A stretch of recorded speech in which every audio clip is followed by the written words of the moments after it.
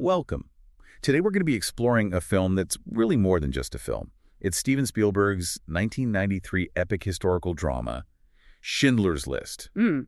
And it's based on the novel Schindler's Ark by Thomas Keneally. Now, the story itself is about Oskar Schindler, a German industrialist, a member of the Nazi Party, who ultimately saved over 1,000 Polish Jewish refugees, the Schindler-Juden, by employing them in his factories. Right, and we should be really clear from the start. Our mission here isn't to just recount the plot, which many of you will know well. Yeah. We want to dig into the cultural effects, the really fraught history of its making, the artistry behind it, and its profound and enduring influence today. Because this film was a landmark. It wasn't just another movie. Absolutely not. I mean, the initial impact alone is just staggering. It grossed over $322 million worldwide, and that was on a budget of only $22 million. Which for Spielberg is tiny. It's tiny. Yeah. And it just swept the major awards. It took home 7 Academy Awards, including Best Picture and Best Director. It was, very quickly selected for preservation in the U.S. National Film Registry in 2004. It's consistently ranked as one of the greatest films ever made. It is. So we really need to understand how something this ambitious, this artistically significant, and this commercially successful actually came together, especially given the immense weight of the subject matter. So where do we even begin with a story this massive? I think we have to start with the survivors themselves, with their sheer determination to make sure this story was never lost. The film's very existence is a testament to just extraordinary persistence. Right. And that really brings us to one man in particular, Poldek Pfefferberg. He was one of the Schindler-Juden. And from the moment the war ended, long before Spielberg was even in the picture, telling Schindler's story became his life's mission. And we're not talking about a casual suggestion. He was actively trying to get a film made as early as 1963. He approached MGM. 1963, that's incredible. Yeah, that initial attempt failed, but his commitment, it just never wavered for decades. And that unwavering commitment brings us to 1980. This is the crucial moment. Pfefferberg had settled in the United States. He was operating a leather goods store in Los Angeles, and he has this chance encounter with an Australian author, Thomas Keneally. And the story is almost legendary. Pfefferberg used every bit of persuasion he had.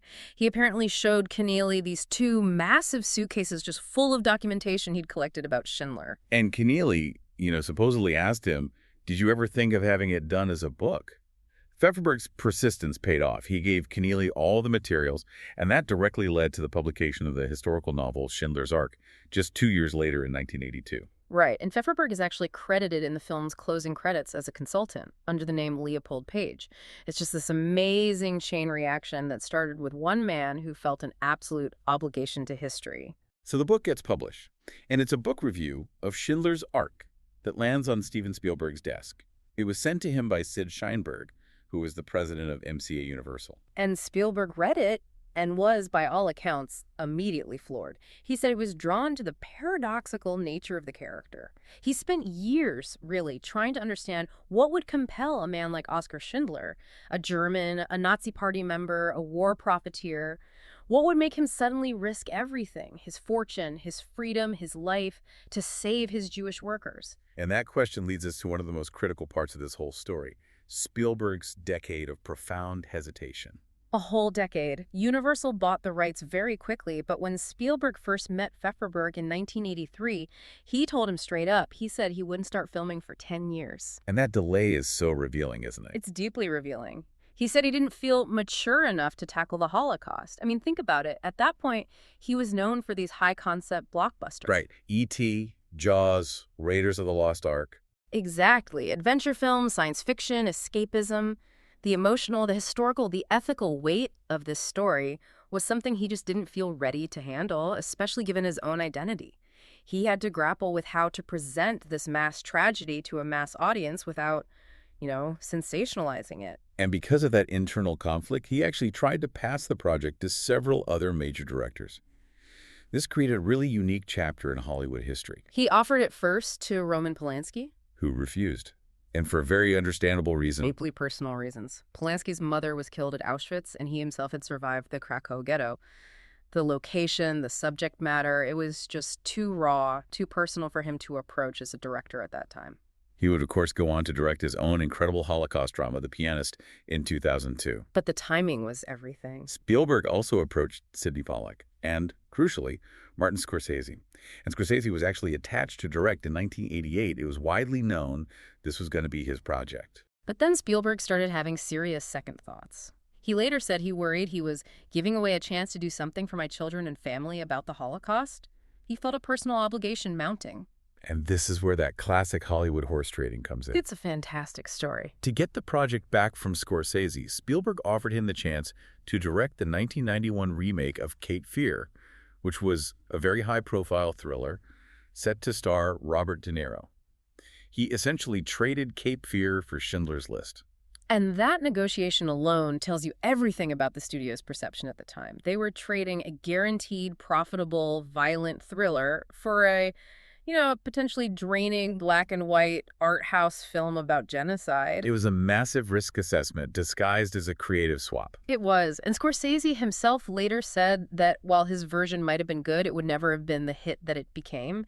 He felt Spielberg's sort of more accessible approach was necessary for the film to reach the widest possible audience. We should also mention Billy Wilder, whose family members were murdered in the Holocaust. He also expressed interest in directing it as a memorial, but that never came to fruition. So Spielberg's final decision to actually take it on himself came not just from feeling artistically ready, but from this growing external sense of urgency. He was profoundly alarmed by what he was seeing in the world around 1991, 1992. First, the serious media consideration being given to Holocaust deniers in mainstream publications. And second, the very visible rise of neo-Nazism after the fall of the Berlin Wall. He felt people were becoming too accepting of intolerance, and it reminded him of the climate in Europe in the 1930s. He said he felt a responsibility to use his platform to remind people of the truth, of the fragility of civilization. And that urgency finally solidified his commitment to make the film himself. And that's when we get that famous, almost contradictory studio demand.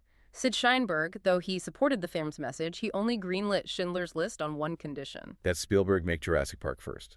Exactly. It was pure commercial hedging.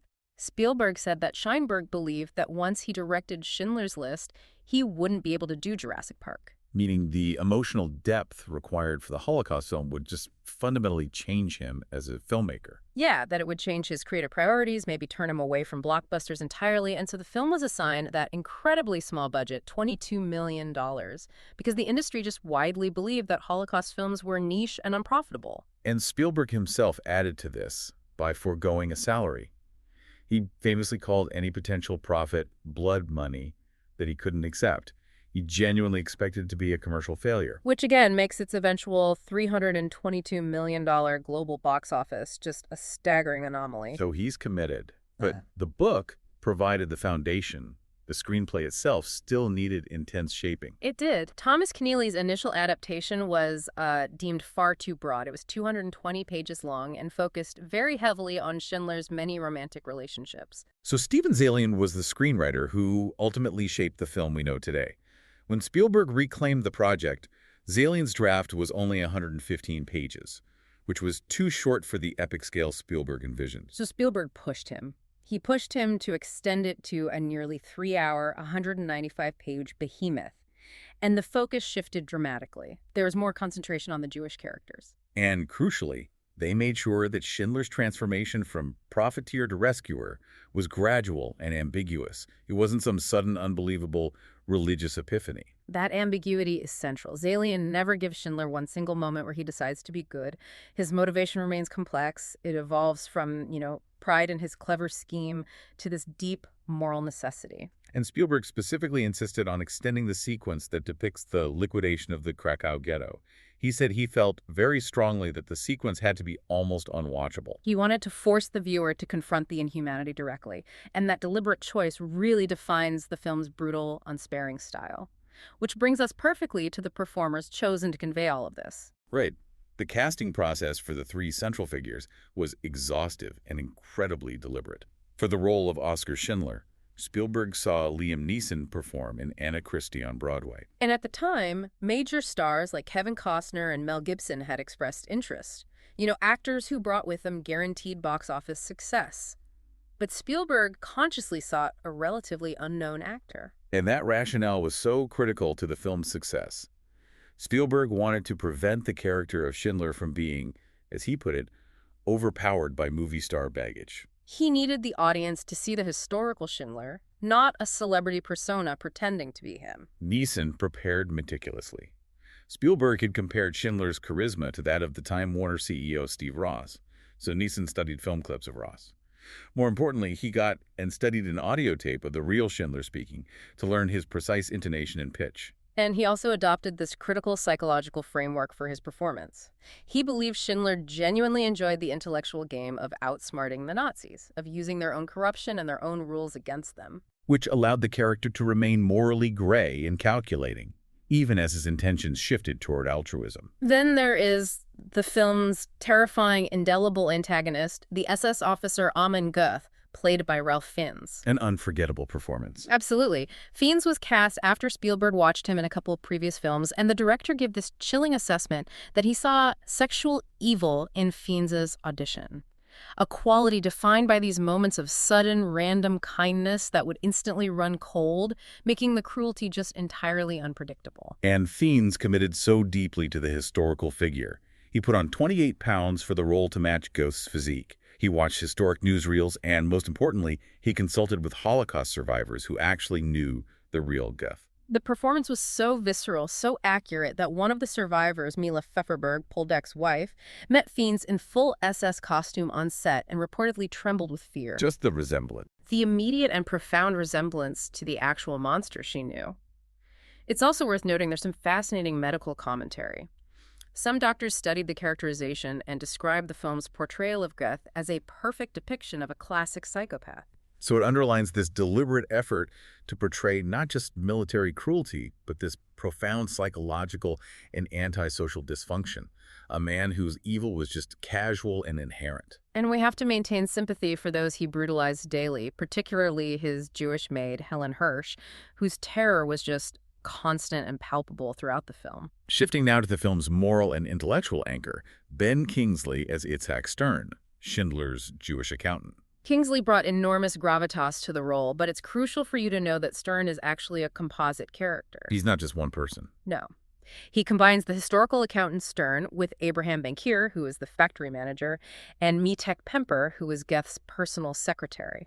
So this composite nature allowed the narrative to consolidate several complex administrative and moral functions into a single person. Exactly. Kingsley Stern essentially functions as Schindler's alter ego and conscience. He's the one who quietly guides the Germans' moral evolution and organizes the incredibly complex logistics of the rescue. And now we should probably move to the sheer scale and the logistical challenges of the shoot itself. It was just an immense undertaking. It was. It required 126 parts with dialogue and thousands of extras, many of whom were Israeli and Polish actors chosen specifically for their historically accurate Eastern European appearance. Principal photography took place in and around Krakow, Poland, and lasted for 72 days. And Spielberg insisted on using as many actual locations as possible to lend that authenticity. But that brought significant logistical hurdles. For instance, the original site of the Piso concentration camp now had modern high-rise apartments visible in the background. Wait, you can't have that. You can't. So to maintain the historical setting, the crew had to entirely reconstruct the Piso camp in a nearby quarry. They painstakingly recreated the barracks, the watchtowers, and that infamous villa where Goeth lived. It just speaks to the commitment to detail. An even more critical decision was made about the Auschwitz-Birkenau sequence. The production initially received permission to film on the grounds of the Auschwitz-Birkenau State Museum, but the World Jewish Congress strongly objected to filming inside the actual death camp itself. They argued it was hallowed ground that shouldn't be used as a movie set. So the crew did something truly remarkable. They built a meticulous, life-size replica of a portion of the camp, including the infamous rail lines and the entry arch, just outside the entrance of Birkenau. So they satisfied the need for accuracy without violating the sanctity of the historical site. The psychological toll on the set was, as you'd expect, profound. Spielberg described the 72-day shoot as being hit in the face with my personal life, forcing him to confront his own Jewish identity and memories of the anti-Semitism he faced as a child. He said he cried all the time during the shoot. He felt less like a filmmaker directing actors and more like a reporter just watching events unfold, almost witnessing the horrors rather than creating them. And to cope with that profoundly humorless and devastating atmosphere, we have that famous necessary anecdote about Robin Williams. Right. Who was a close friend of his. He would frequently call Spielberg while he was filming in Poland. Williams reportedly used their phone calls to cheer Spielberg up, performing stand-up comedy and just lightening the burden of the day's grim filming. The set wasn't immune to external stressors either. There were actual anti-Semitic incidents near the set. Symbols scrawled on billboards, an elderly German-speaking businessman insulting one of the Israeli actors. That darkness surrounding the shoot just reinforced the film's necessity as a historical warning. And you have to think about the incredible mental juxtapositions Spielberg was managing. He was spending several hours every evening editing Jurassic Park. A massive, fun, escapist blockbuster. Exactly, which was scheduled to premiere just a few months later. That contrast, saving lives by day, designing theme park rides by night, it speaks volumes about the conflicting demands and the emotional gymnastics the director underwent that year. And one final logistical decision was the language. Spielberg used German and Polish dialogue occasionally for realism, but he consciously chose not to make the entire film in those languages with subtitles. Right. He reasoned that there's too much safety in reading subtitles. He felt it would give the audience an excuse to take their eyes off the screen and watch something else. He wanted inescapable engagement. He wanted to force the viewer to confront the brutality directly, without the buffer of a foreign language text. And that necessity for inescapable engagement leads us directly into his stunning and unique aesthetic choices, the choices that instantly define the film's place in cinema history. This is where the film truly sets itself apart artistically. Spielberg decided to shoot the film overwhelmingly in black and white, and he was consciously influenced by Claude Lanzmann's 9-hour documentary masterpiece about the Holocaust, Shoah. It was a brilliant choice. It grounded the narrative in history, and it avoided that polished Hollywood look of a conventional studio film. The cinematographer, Janusz Kaminski, who won his first Oscar for this, wanted to create a feeling of timelessness. Using black and white to match the grainy, historical feel of documentary footage from the era. And they weren't just choosing it arbitrarily. They were drawing specific stylistic parallels to two major European film movements. First, German Expressionism, which focused on distorted reality to express intense psychological states. And second, Italian neorealism, which emphasized a raw journalistic reality and often used non-professional actors. So by blending those two, they created a style that felt both psychologically intense and unflinchingly real. Furthermore, Spielberg actively avoided traditional safety net tools. They rarely used Steadicams or elevated shots or zoom lenses. A full 40% of the film was shot with handheld cameras, Which lent it a spontaneous, raw, almost chaotic edge. It made it feel less like a manufactured movie and more like raw, found footage. And this forced Spielberg to evolve as a filmmaker, pushing him away from his earlier influences toward a more journalistic, understated approach. And his artistic rationale for the black and white was unambiguous and so powerful. He said, "The Holocaust was life without light. For me, the symbol of life is color. That's why a film about the Holocaust has to be in black and white." The color was gone because the joy, the life, the civilization was being extinguished. Which makes the minimal use of color, specifically the girl in the red coat, so intensely symbolic and memorable. It is one of the very few uses of color in the entire film, a staggering visual anomaly that just immediately pulls your focus. And technically, achieving this was painstaking. Because the film was shot entirely on black and white stock, the color was added later through a complex frame-by-frame process known as rotoscoping. The coat was literally painted back in by hand in post-production. Which just shows how crucial this single visual detail was. It was, and Spielberg explained his intention behind this dramatic visual cue. He said the red coat was meant to symbolize the awareness of the tragedy at the highest levels of the United States government. He felt the U.S. and Allied forces knew the Holocaust was happening, yet nothing, like bombing the rail lines to the camps, was being done to stop it. He stated that the horrific reality was as obvious as a little girl wearing a red coat walking down the street, yet the world looked away. The girl in red appears twice. First, during the brutal liquidation of the Krakow ghetto, where Schindler watches her hide from a vantage point above the chaos. And the second appearance, which is arguably the most decisive moment for Schindler, is later. He sees her exhumed dead body, still wearing that recognizable red coat in a wagon of corpses. And that second appearance is the moral tipping point. It signals the complete shift in Schindler's focus from calculating profit to dedicated, compassionate rescue. The girl's obvious, undeniable death makes this systematic brutality undeniable to him. The girl was played by a 3-year-old Illyria Dubrovska. Spielberg asked her not to watch the film until she was 18, given the subject matter. She actually watched it when she was 11. She did. She said she was horrified. But later, viewing it as an adult, she expressed profound pride in her unintended role in Holocaust education. We should also note the character may have been inspired by a couple of real-life figures. Roma Lagoka, who is known in the Krakow Ghetto for her red coat, though she survived, and also a young girl named Genya Getel-Chil, who was mentioned in survivor testimonies. Beyond that striking use of color, the film uses other potent forms of symbolism, specifically light and water. The opening and closing scenes bookend the entire narrative, using the subtle yet powerful imagery of the Shabbat candle flame and color. The film begins with a Jewish family observing Shabbat, and the color slowly fades out to black and white. This transition symbolizes the start of the juggernaut against the Jews and the extinguishing of civilization. And conversely, when the color returns at the very end, it's during a moment where Schindler allows his rescued workers to observe Shabbat. It signals hope. Spielberg said it represents just a glint of color and a glimmer of hope, bracketing the entire Nazi era. There's a deeper layer to the candlelight symbolism as well. Some scholars observe that the candles themselves symbolize the Jews of Europe, killed and burned in the crematoria.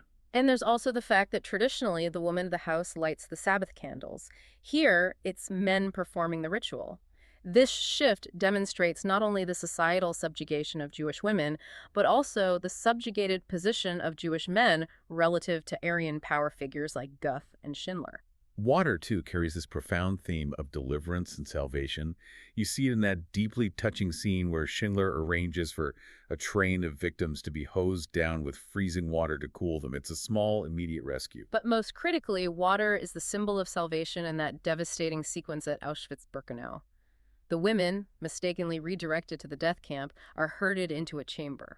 And that agonizing wait for the expected gas is cut short by the miraculous appearance of actual water. It symbolizes life and deliverance instead of death. That shift from gut-wrenching horror to instantaneous relief is one of the most powerful emotional reversals in the entire film. And finally, we have to talk about the score. It became instantly iconic. The evocative and memorable theme was composed by the legendary John Williams and performed by the equally legendary violinist Itzhak Perlman. Williams initially felt he wasn't up to the task. He told Spielberg, "You need a better composer than I am for this film." And Spielberg's quick, often-quoted response captured the seriousness of the project perfectly. "I know, but they're all dead." Williams, of course, rose to the challenge and won his 5th Academy Award for the score. It's a restrained and intensely emotional piece that avoids that typical Hollywood grandiosity. Beyond the main theme, the film makes really effective use of the Yiddish folk song Oyefen Pripitschik, which means on the cooking stove. It's sung by a children's choir during the ghetto liquidation. And that song had deep personal significance for Spielberg. His grandmother often sang it to him and his siblings when he was a child, which lends the scene an almost unbearable layer of personal history and pathos. So this integration of the cinematography, the raw documentary style, the carefully chosen symbols and music, it created this unique visual and emotional language.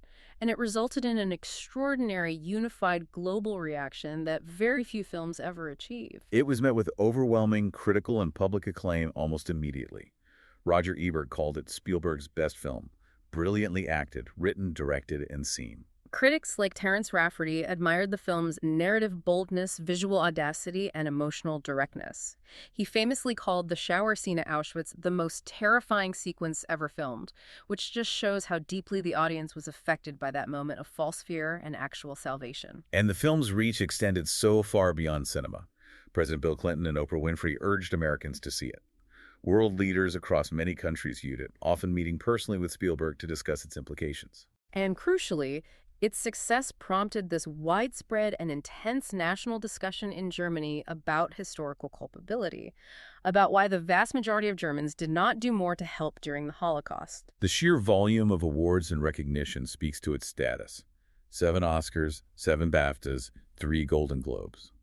The American Film Institute cemented its place in cinematic history by ranking it 8th on its list of the 100 greatest American films. Yet, despite this widespread acclaim and its profound educational value, the film was not immune to sharp academic and intellectual criticism. And this is where the conversation gets really nuanced about the nature of historical representation itself. Right. One major line of critique, often highlighted by historians like Sarah Horowitz, concerned the film's depiction of Jewish characters in the Krakow ghetto. Much of the activity we see, especially in those early scenes, it centers on financial transactions. Black market trade, lending money, hiding wealth. And critics argue that while those activities were historically accurate and absolutely necessary for survival, focusing so heavily on them in a mass-market film unfortunately risks perpetuating a stereotypical and reductive view of Jewish life. It suggests that Jewish activity, even in the ghetto, was primarily financial, and it highlights the inherent difficulty in using fictional narrative elements without accidentally reinforcing dangerous cliches. Another critical point was raised by the historian Omer Bartov. He focused on the dynamic between the heroes and the victims. Bartov noted that the physically powerful and strongly drawn characters of Schindler and the antagonist Amon Guth loom so large in the narrative. That the Jewish victims sometimes appear as a mere backdrop to the struggle of good versus evil.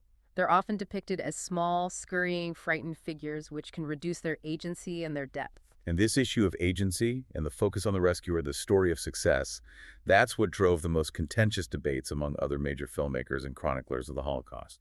The ending, specifically Schindler's emotional breakdown where he laments not saving more people, was described by some, including Bartov, as positively repulsive kitsch. But Spielberg defended that scene rigorously. He believed it was absolutely vital to convey the sense of loss and to allow the viewer, who'd just been on this 3-hour emotional journey, an opportunity to mourn alongside the characters. He felt it was necessary catharsis. Perhaps the most famous and arguably most provocative critique came from Stanley Kubrick. Right?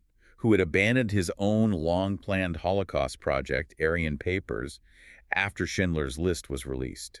He felt Spielberg had already achieved the necessary commercial success. Kubrick famously commented, "Think that's about the Holocaust. That was about success, wasn't it? The Holocaust is about 6 million people who get killed. Schindler's List is about 600 who don't." It's a profound and uncomfortable point. The historical reality of the Holocaust is defined by failure and mass death, not by the singular triumph of survival. Focusing on the successful rescue of a few, in his view, distorted the ultimate scale of the catastrophe. Although we should clarify that the sources credit Schindler with saving more than 1,200 people, but the fundamental philosophical challenge from Kubrick remains. And that intellectual rift was intensified by Claude Lanzmann, the director of the definitive 9-hour documentary Shoah. Lanzmann was perhaps the harshest critic. He called Spielberg's film a kitschy melodrama and a deformation of historical truth. Lanzmann passionately felt that fiction itself was a transgression when dealing with the Holocaust. His view was that no narrative, no matter how sensitive, could truly capture the reality of the horror. Any attempt to dramatize it inherently trivialized it. He criticized Spielberg for viewing the Shoah through the eyes of a German rescuer, rather than through the direct, unmediated testimony of the victims. These critiques highlight the immense difficulty in ethically and artistically fictionalizing such a catastrophic event. And that challenge, unfortunately, led to controversy not just in academia, but in international political distribution as well. It forced the film into censorship battles all over the globe. It really did. The film was initially banned in several major countries. In Malaysia and Indonesia, the Film Censorship Board of Malaysia explicitly said that the story reflected the privilege and virtues of a certain race only, and they labeled the film as propaganda. The then Prime Minister of Malaysia, Mahathir Mohamad, defended the ban. He stated he was anti-Zionist expansion, which shows how the Holocaust narrative was immediately filtered through current political conflicts and regional sensitivities. And in the Philippines, the chief censor initially ordered cuts to 3 scenes depicting nudity and intense violence. Spielberg, though, stood firm on his artistic and historical integrity. He refused to make the cuts, and he pulled the film entirely from screening in the country. And that decision forced the intervention of high office. The Philippine president at the time, Fidel V. Ramos, intervened directly. He ruled that the film could be shown uncut, provided that attendance was restricted to anyone over the age of 15. The consensus was that its historical importance outweighed the need for censorship. Even the American network television premieres on NBC in 1997 sparked a controversy that feels almost quaint today. But it speaks to the power of the film's graphic content. It was broadcast virtually unedited and was the first network broadcast to receive the then-new TVM, now TVMA, rating for mature audiences. A U.S. congressman even publicly criticized the network for airing it because of its full frontal nudity, violence, and profanity, claiming it was an insult to decent-minded individuals everywhere. He later apologized. He clarified his concern was primarily over the time slot, feeling children would watch without proper parental supervision, but it just underscores the film's status as a mandatory but difficult piece of viewing. And in Germany, the debate centered not on the content, but on commercial interruption. The station ProSieben intended to air the film with 2 commercial breaks. And Jewish community leaders protested vehemently.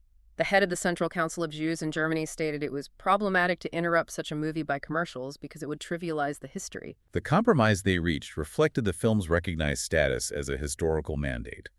The broadcast included only 1 short news break, framed by commercials, and ProSieben was obligated to broadcast 2 accompanying documentaries about the Holocaust and the survivors. It just shows the unique status the film held. It was recognized not just as cinema, but as a crucial educational and commemorative event. And that brings us to the most profound and lasting cultural legacy of Schindler's List, which stems directly from its success and Spielberg's commitment to remembrance. Steven Spielberg used the proceeds from the film, specifically the salary he had originally foregone, the blood money, to found the survivors of the Shoah Visual History Foundation, now known as the USC Shoah Foundation. And this organization is dedicated to archiving the film testimonies of Holocaust survivors and witnesses.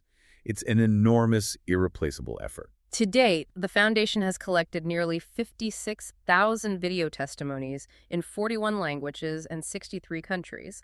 It ensures that the historical truth is recorded directly from those who lived it. It turns commercial success directly into permanent historical preservation. Spielberg continues to finance this monumental work. He's used the foundation's resources to fund related documentaries, like Anne Frank Remembered and The Last Days, extending the foundation's reach into broader historical education. The ripple effect of the film's success is, essentially, a new pillar of Holocaust documentation. The legacy also extends to the recognition of the central figure himself. Oskar Schindler and his wife Emily were ultimately declared righteous among the nations by Yad Vashem, Israel's official memorial to the victims of the Holocaust, and a tree was planted in his honor. The film's powerful traditional epilogue reinforces this recognition. It shows the surviving Schindler-Juden and the actors who portrayed them visiting Schindler's grave in Jerusalem and placing stones on the marker. And that act, placing stones on the marker, is a deep traditional Jewish sign of respect for the dead. It demonstrates that the gratitude and the memory endure decades later. Furthermore, the film fundamentally changed how the city of Krakow preserves this history. The intense global interest it generated drew thousands of tourists and educators, and it led the city to purchase Oskar Schindler's enamel factory in 2007. That factory was later transformed. It opened as a permanent exhibition in June 2010.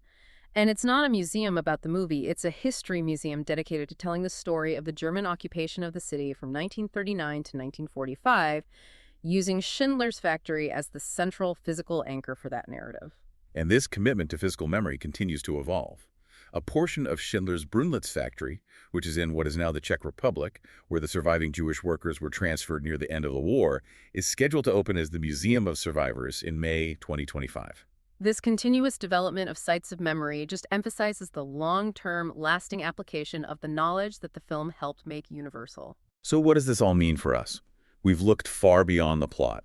We've examined how Schindler's List was created by the persistence of a survivor, reluctantly directed by a major commercial filmmaker, meticulously constructed using profound aesthetics, and ultimately became a global cultural force that fundamentally altered the landscape of Holocaust education and memory. The film itself was created because one man, Poldek Pfefferberg, felt this specific story had to be told, and he devoted his life to that goal. The USC Shoah Foundation was created to archive thousands more testimonies from those who survived the unimaginable. So the question to leave you with is this. What responsibility do we, as receivers of this documented history, this massive archive of testimony and remembrance, have in ensuring these narratives endure and prevent future intolerance? That is something for you to consider. Thanks for listening.